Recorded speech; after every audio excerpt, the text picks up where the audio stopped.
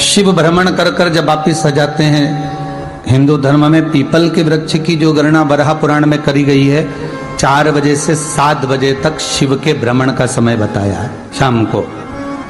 तो 7 बजे से लेकर फिर रात्रि 9 बजे तक लक्ष्मी और दरिद्रता फिर भ्रमण पर जाती।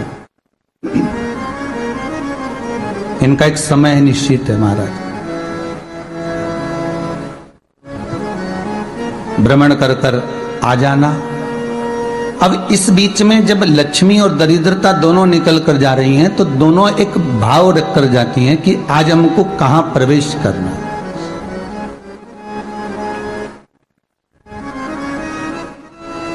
आज हमें किस जगह पर प्रवेश करना है, आज हमें कहां पहुंचना है, आज हमें किस जगह जाना है। और जिस नगर में जिस मार्ग से लक्ष्मी और दरिद्रता निकल कर जाती हैं, ये दोनों का जब निकलना होता है, इनको स्थान दिया गया जहां पर स्वच्छता हो, घर के दरवाजे पर रंगोली डली हुई हो, द्वार पर जल छीटा गया हो। महाराज, उस द्वार पर लक्ष्मी प्रवेश करती है तो दरिद्रता भी जाने लगती है अंदर। जब दरिद्रता अंदर जाने लगती है तो लक्ष्मी उसको रोक देती है, पहले मैं देखकर आती हूं कि तेरे लिए स्थान है कि नहीं है, तू यहां रुक।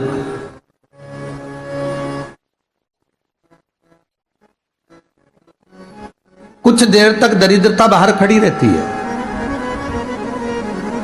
और लक्ष्मी जी की बड़ी बहन जब दरिद्रता बार बार अंदर जाने का प्रयास करती है तो लक्ष्मी जी कहती हैं, जीजी तू इतनी बड़ी होकर तुझे मालूम है, तू तेरा सम्मान होना चाहिए, आदर होना चाहिए, और तू अंदर चली जा और कोई तेरा सम्मान ना करे तो कितना बुरा लगेगा, इसलिए तू बाहर खड़ी रहे। मैं अभी आई, अंदर जाती है।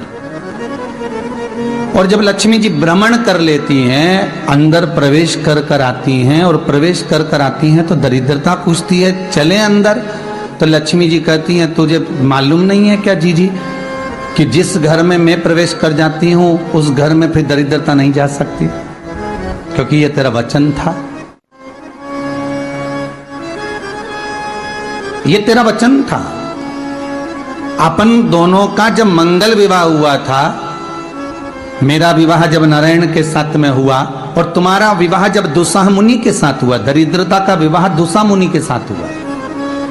जब अपना दोनों का विवाह हुआ था तो अपन दोनों ने एक वादा करा था कि जिस घर में लक्ष्मी प्रवेश कर जाएगी उस दिन फिर दरिद्रता नहीं जाएगी, और जिस घर में दरिद्रता प्रवेश कर जाएगी उस घर में फिर लक्ष्मी नहीं जाएगी।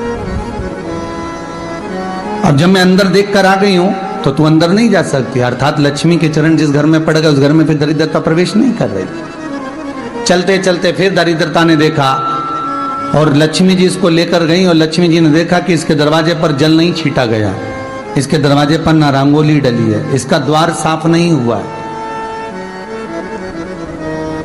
इसके द्वार पर दीप नहीं है, इसके द्वार पर कलश नहीं है, इसके दरवाजे पर ढेर सारा कचरा पड़ा हुआ है, कोई श्वान कोई कुत्ता गंदगी भी कर कर चला गया है, कहीं बिल्ली ने गंदगी कर रखी है, कहीं जीवों ने कुछ गंदा गिरा रखा है। तो फिर लक्ष्मी जी कहती है, जी जी अब मैं होकर आ गई थी ना, अब तू जा, तू होकर आ। और दरिद्रता प्रवेश करती है। तो अंदर जाकर क्या देखती है दरिद्रता कि इतनी सवेरे से मैं घूमने इनके दरवाजे पर आई और ये तो सब चादर तान के चकाचक गुर्राटा भर भर कर सो रहे हैं। तो दरिद्रता कह देती है, तुम्हारा भाग्य ही बेकार है, तुम्हें क्या करूं, तुम ऐसे ही सोते रहो। और दरिद्रता गुस्से में बाहर निकल कर आती है, लक्ष्मी से कहती है, लक्ष्मी तू इसके घर में जाना ही मत ही। तो दरिद्रता को कहती है, जीजी तेरी बात नहीं मानूंगी क्या मैं? लक्ष्मी जी बोली, मैं तेरी बात नहीं मानूंगी, बिल्कुल नहीं जाऊंगी इसके घर में, तू चिंता मत कर, चल आगे चले। फिर आगे बढ़े। ये लक्ष्मी और दरिद्रता का प्रवेश है। आपके घर का द्वार, आपके घर का दरवाजा। फिर निवेदन करूंगा एक बहुत सुंदर बात, हमें महाराष्ट्र से सीखना चाहिए, हमें साउथ से सीखना चाहिए, दक्षिण से। जिस समय पर भक्ति देवी यमुना जी के घाट पर रो रही थी अपने पुत्र ज्ञान और वैराग्य को गोदी में लेकर। समय देवऋषि नारद ने प्रश्न किया था कि तुम कहां पर पोषित हुई हो, तुम्हें ऊर्जा कहां से प्राप्त हुई? तो कहा मैं गुजरात से तो चली हूं। और वहां से चलती चलती भक्ति देवी कहती है मैं बहुत दुखी होकर, बूढ़ी होकर, द्रवित होकर, बड़ी दुख में वहां से चलते चलते जब मैं महाराष्ट्र में पहुंची तो मैंने वहां जाकर देखा कि वहां पर लोग हर पल हर घड़ी ब्रह्म मुहूर्त में उठकर स्मरण करते हैं, नाम जाप करते हैं और दरवाजे पर जल छीट कर रंगोली डालते हैं। तो कह रही है कि वहां पर मैं थोड़ी अवस्थावान होने लगी, वहां मुझे अच्छा लगने लगा। फिर जब मैं और आगे पड़ी, दक्षिण में जब पहुंची, वहां पर जाकर मैंने देखा कि सुबह से उठकर मंगलाचरण, मंगला स्तोत्र और वेदों की ध्वनि होने लगी। वहां पर मैं और आनंदित हो गई।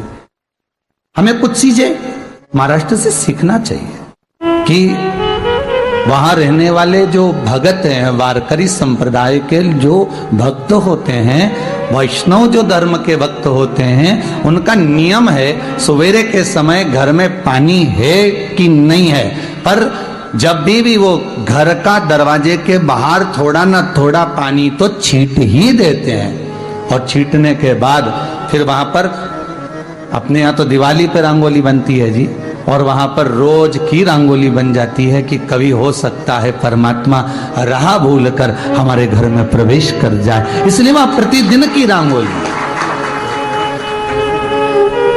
प्रतिदिन।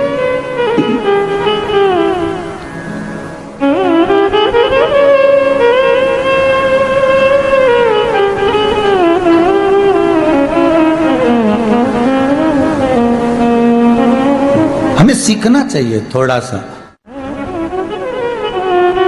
आज के जमाने में तो बहू अपने कमरे की झाड़ू लगा ले, वो ही बहुत बड़ी बात है। हो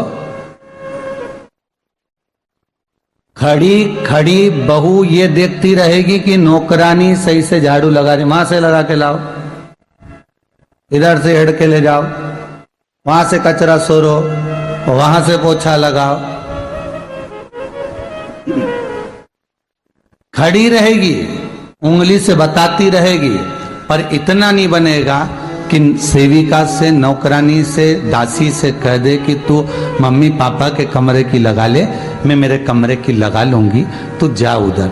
थोड़ा दया का भाव अगर होता तो उसके मन में भी आता कि मेरी बड़ी सेठानी तो अपनी जगह पर है, पर छोटी तो सेठानी की भी बड़ी सेठानी है जो मुझ पर करुणा करती रहती है। पर बड़ी तो कहे कि बेटा रहने दे, तू उधर ले जा, जब भाभी के कमरे में देख ले जा। उसके बच्चों का बड़ा फैलारा रहता ना, तो उधर देख ले जा, तो जरा उधर, मां उधर भेज रही है।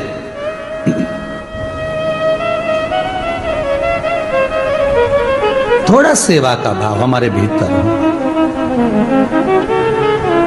और एक निवेदन तो हमेशा करा है और अब आज भी करता हूं, पूरे घर की सफाई करवाओ, पूरे घर में तुम पोछा झाड़ू जो चाहे करवाओ, मना नहीं है।